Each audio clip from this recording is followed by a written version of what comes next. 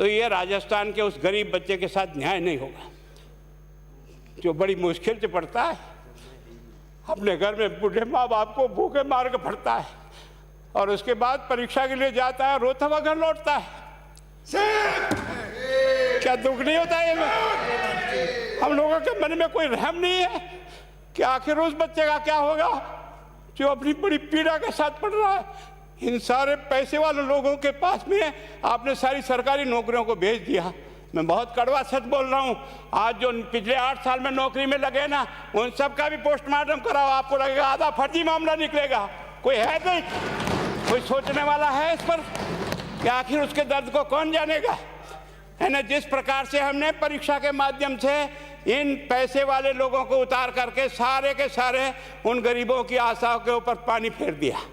रात और दिन पढ़ता है, भूखा प्यासा पढ़ता है, घर बेच करके पढ़ता है, खेत बेच करके पढ़ता है, लेकिन जब उसका सिलेक्शन नहीं होता तो जहर खा के मरता है। कोई इस पीड़ा को समझने के लिए तैयार नहीं है। और हम इस कानून को ला करके दुनिया को बताना चाह रहे हैं कि हमने इतना बड़ा कानून कर दिया, इस कानून से कुछ भी नहीं होगा। मैं आज आपको कह रहा हूँ, ये जो आपने नए प्रावधान जोड़े हैं, मैं सोचता हूँ कि मुझे कुछ बोलने की इच्छा नहीं, मुझे बहुत दुख है इस बात का। क्या होगा ये?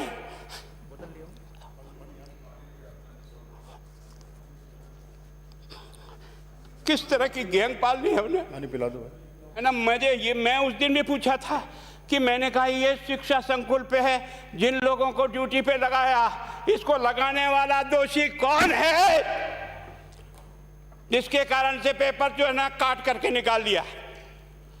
ये तो ठीक है, भाग्य हमारा अच्छा था कि सवाई माधोपुर की घटना खुट गई और एसओजी को उसमें हाथ में लग करके कुछ केस लग गया। अगर वो केस नहीं लगता तो आज आपकी सारी नौकरी पर इन सब बड़े बड़े दलालों के स्कूल में पढ़ने वाले बच्चे होते और मेरा गरीब का बच्चा अपना घर लौट के जाता। क्या दुर्भाग्य है। और इस कारण से केवल इसके लिए खुश मत हो जाओ कि हमने कानून बहुत सख्त बना दिया इसलिए अपराधी रुक जाएगा। नहीं, सिस्टम को बदलना होगा, ये परीक्षा का सिस्टम चेंज करना होगा। मैं सोचता हूँ कि क्या हम इतने अक्लमंद बैठे हैं, क्या इस व्यवस्था को चेंज नहीं कर सकते? क्या एक ही पेपर हर राजस्थान में 20 लाख बच्चों को दिया जाए? क्या इसका कोई ऑल्टरनेट नहीं हो सकता? इसका ऑल्टरनेट सोचना चाहिए कि हम परीक्षा को टुकड़े टुकड़ों में कैसे कर सकते हैं। जिले के अनुसार पेपर नहीं, एक नहीं हम 25 पेपर बना सकते हैं। कौन से सेंटर पर कौन सा पेपर जाएगा कोई तय नहीं करेगा कौन सा जाएगा, और हम जो इच्छा होगी उस सेंटर पे वो पेपर भेजेंगे। और ये जितने भी प्राइवेट कॉलेजों में आपने सेंटर बना रखे उनको बंद करो, इनको तुरंत बंद करिए एक ऑर्डर से। जितने भी सरकारी विद्यालय है और सरकारी नौकर ही एग्जामिनर बनेगा और एग्जामिनेशन करेगा, तब तो आप इसको बचा पाओगे। ताकि आप और मैं कितने भी कानून बदल कर दें, आपका वो जांच करेगा, आपका वो अधिकारी आएगा। आपने कहा भाई सेशन जज के नीचे नियुक्ति नहीं होगी, इसके अलग से कोर्ट होगा, बहुत अच्छी बात है। प्रोविजन जो आपने डाले हैं वो स्वागत योग्य, स्वागत करता हूँ, पर इन प्रोविजन को लागू तो आप और मैं ही करूँगा, कौन करेगा? जब हम ही ठीक नहीं है तो इन प्रोविजन क्या रोएंगे अंदर बैठे बैठे?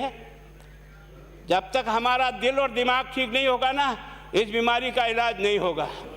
हमने शिक्षा के मंदिर को भ्रष्टाचार की भट्टी में जलाकर खाक कर दिया।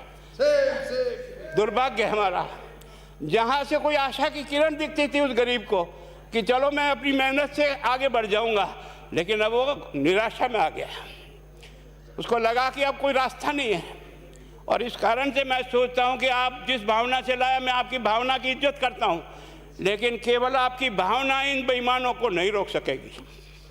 इसको रोकने के लिए हमको सिस्टम को बदल करके और तुरंत उस पर ध्यान करना चाहिए। कानून 302 का बना हुआ है, क्या मर्डर रुक गए? आप भी जान रहे हो रोज के रोज पोक्सो कोर्ट में आजीवन कारावास हो रहा, क्या व्यभिचार रुक गया है? अपराधी को दंड मिल सकता है, अपराध बंद नहीं हो सकता है। अपराध बंद करने के लिए जो सिस्टम होते हैं उस सिस्टम में चलो। एकमात्र इस देश में भ्रष्टाचार की भट्टी में देश जल रहा था, केवल और केवल एक तरह से प्रत्येक व्यक्ति का खाता खुलवाकर देश के प्रधानमंत्री में सारा का सारा बेनिफिट उसका सीधा खाते में डाला। बेईमानों को चोट लगी नहीं लगी, उस तरफ अपना दिमाग बचाओ, उस तरफ अपना दिमाग लगाओ कि इस बीमारी का इलाज कहाँ है और कैसे हो। इस बारे में चिंता करने की कोशिश करो। मैं कई बार इधर सीकर और इधर गया तो मैं सोचता हूँ कोचिंग संस्थान की बिल्डिंग देंगे ना तो टोपी गिर जाए नीचे से। क्या चीज़ है यार, भगवान ने क्या लक्ष्मी वहीं बरसाई है। और जो बाकी संस्थाएं हैं उसका कारण ये है कि हमने अपनी दुकान को इतनी कमज़ोर कर दी है कि जहाँ बच्चे अच्छी तरह से शिक्षा लेकर के हम जैसे गरीब पढ़ करके यहाँ आ गए, अब वो रास्ते नहीं हैं। और इस कारण से मेरी बहुत विनम्र प्रार्थना है, इस बीमारी का इलाज चाहिए बच्चे को, कानून से नहीं होगा, कानून के अलावा होगा, और उसमें आप करें। धन्यवाद। Thank you.